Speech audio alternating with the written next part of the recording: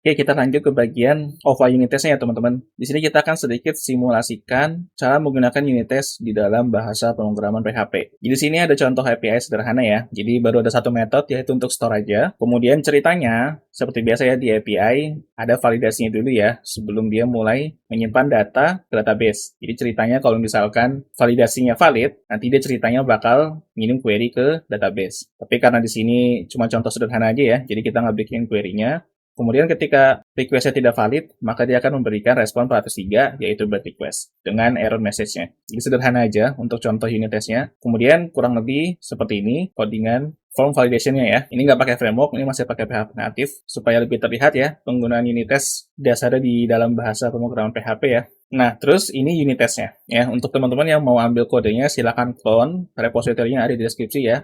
Jadi teman-teman clone, nanti teman-teman otak-atik di repositori masing-masing. Yang pertama, di sini aku udah bikin dua test case ya. Test case yang pertama adalah test case yang biasa, yaitu aku melakukan tes. Validasi form yang aku buat ini udah bisa belum ya ngehandle input yang valid atau yang biasa aja gitu. Ya, ibaratnya request-nya datanya bersih lah, datanya normal. Di sini aku udah pakai Faker, jadi dia otomatis generate name dengan acak ya. Jadi aku nggak perlu ngetik nama orang atau nama siapapun. Kemudian di sini juga aku pakai untuk data employee age-nya number between ya.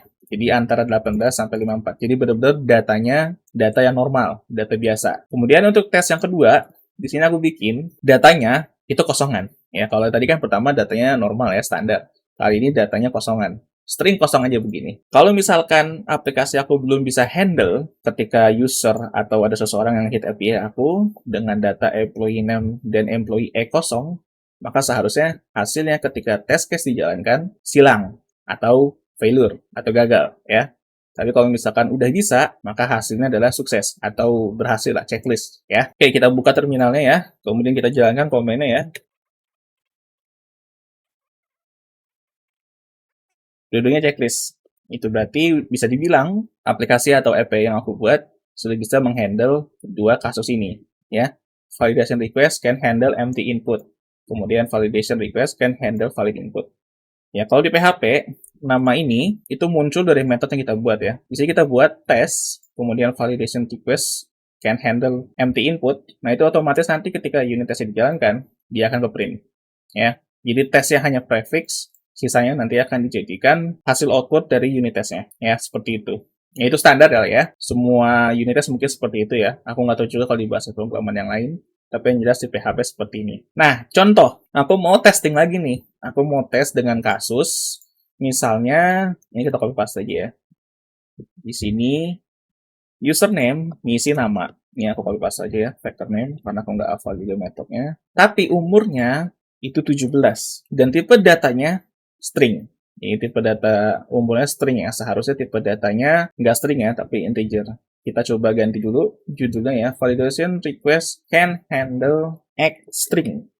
Ya, begitu aja. Kita coba lagi jalanin. Oh, sorry, belum di-save ya. Jadi nggak keluar hasilnya. Kita coba jalanin lagi ya. Nah, jadi 3 ya. 3 tes, 3 assertion. Dan di sini juga terlihat ada request can handle X string input. Berarti karena hasilnya sudah sesuai ekspektasi ya, itu berarti bisa dibilang aplikasi sudah bisa menghandle ketika user melakukan request dengan data employee X berupa string. Nah, patokannya dari mana sih? Bagaimana cara kita mengatur atau kita melakukan penekanan? Testingnya itu outputnya harus seperti ini gitu loh. Jadi di sini ada fungsi atau metode namanya assert equals ya. Jadi kita melakukan penekanan bahwa di test case ini harapan kita, ekspektasi kita adalah hasilnya false. Ya, kemudian di parameter selanjutnya baru hasil mana nih yang mau kita jadikan sebagai hasil akhir atau hasil yang kita ekspektasikan dari test case tersebut gitu loh. Ya sudah kita masukkan ke sini ya. Teman-teman bisa lihat ya dari codingannya. Return dari validated post disimpan ke variable result. Kemudian di dalam variable result itu kita jadikan sebagai hasil akhir dari tesnya. Ya, jadi patokan tesnya lah ibaratnya seperti itu. Nah, ini bisa kita ubah-ubah nih. Bisa jadi true, bisa jadi string, dan assert equals itu harus benar-benar sama ya. Ini kalau misalkan teman-teman tulis di sini full, ya otomatis isi dari variabel ini harus full. Kalau nggak sama, maka hasilnya bisa salah. Kita coba ya. Ini iseng ngetes doang ya. Misalkan salah, nah akhirnya jadi failure. Ini kita kembalikan jadi false. Karena aslinya, kalau employee X itu bersifat string, maka seharusnya validate post-nya jadi invalid ya. Jadi seharusnya benar, return-nya false. Kita coba save, jalanin lagi, aman ya. Kita coba bikin satu test case lagi, misalkan umurnya benar, umurnya 18. Tapi namanya bukan string, tapi namanya sebuah angka. Oh, ini nama metode sama ya. Kita coba bedain dulu. Test validation request can handle, ini kita ganti jadi name integer ya. Begitu aja, nggak apa-apa. Atau teman-teman mau lebih spesifik tambahin employee name, silahkan aja. Itu udah urusan masing-masing lah. Senikmatnya atau senyamannya teman-teman aja. Ya, jangan lupa di save. Kita coba jalanin lagi. Set, ada failure. Ya.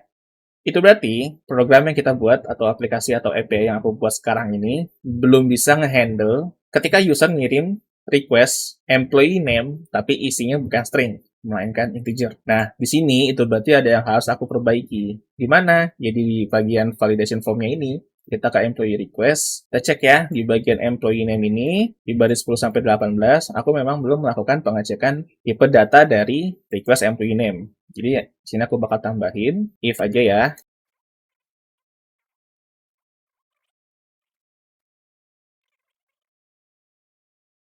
Selesai. Ya, sekarang boleh kita tambahin validasinya, employee name harus string. Ya, kalau bukan string, dia akan mendapatkan error message. Dan ketika ada data error message di bagian return-nya, di is validated, ketika dia akan menghitung bukan sama dengan 0, maka return-nya akan jadi false ya. Harapannya seperti itu ya. Sekarang kita coba tes dulu. Kita balik ke unit test, sudah benar ya, employee name-nya masih berupa integer, datanya di sini, tinggal kita jalanin lagi. Aman, nggak ada failure. Ya, jadi seperti itu ya, unit test ya, cara kerjanya ya, dan cara menggunakannya ya. Setiap kali teman-teman mau mencoba kasus baru ya teman-teman bikin metode baru, kemudian namain metodenya dengan nama yang baru juga. Kalau bisa sih namanya ya sesuai dengan nama unit test terkaitnya ya, atau test case-nya ya. Jadi nggak bikin bingung. Nah ini contoh untuk unit test. Dan ini sedikit contoh untuk fitur test ya. Kenapa di sini aku bikin satu lagi namanya fitur test? Karena di sini bisa dibilang ini sebuah fitur test. Kenapa fitur test? Ya itu tadi, kita balik ke bagian controller ya. Di controller, seolah-olah kalau misalkan datanya valid, di sini ada query. Dan di bagian employee post test ini, yang ada di folder fitur, teman-teman bisa lihat di sini, kita memang generate $post seperti tadi ya. Generate request-nya gitu kan. Kemudian kita langsung tembak ke controllernya. Kita nggak nembak lagi ke form validation request-nya atau ke employee request tadi. Ya, nah ini kalau di sini benar ada query ya, tapi kita anggap di sini ada query ya. Kalau seperti ini kasusnya ini bisa dibilang fitur test. Ya, karena teman-teman tidak spesifik testing satu metode dari sebuah fitur. Melainkan teman-teman benar-benar testing metode yang terdapat banyak komponen lainnya atau metode lainnya. Ya, karena di employee controller ini, ya di metode post ini ya, ini kan spesifik sih memang ya, tapi di dalam metode postnya si employee ini ada validasi. Nah, ini bisa dibilang fitur tes karena nggak cuma berfokus ke satu aja ya. Jadi secara nggak langsung form validation ini itu jalan ketika testing di fitur tes ini. Jadi nggak perlu ke satu metode ya, tapi bisa dibilang ke satu controller itu kita jalanin ya. Jadi kalau misalkan di employee control teman-teman tambahin index, edit, delete dan lain sebagainya, terus teman-teman tambahin lagi di sini test case-nya, nah itu bisa dibilang fitur test ya, udah bukan unit test lagi. Ya tapi pada akhirnya balik ke kesepakatan masing-masing lah. Itu sebetulnya sih nggak ada keharusan ya, ini unit test, ini fitur test, nggak ada. Pada akhirnya kita balik ke kesepakatan masing-masing. Mau testing satu persatu kayak unit test kayak gini juga nggak masalah.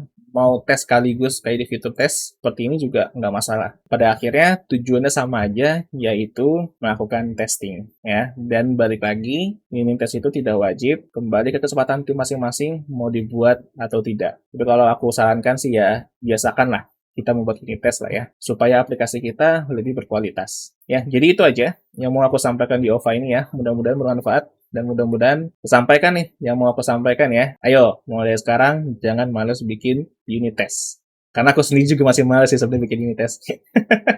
Kita ketemu lagi di OVA yang lainnya ya.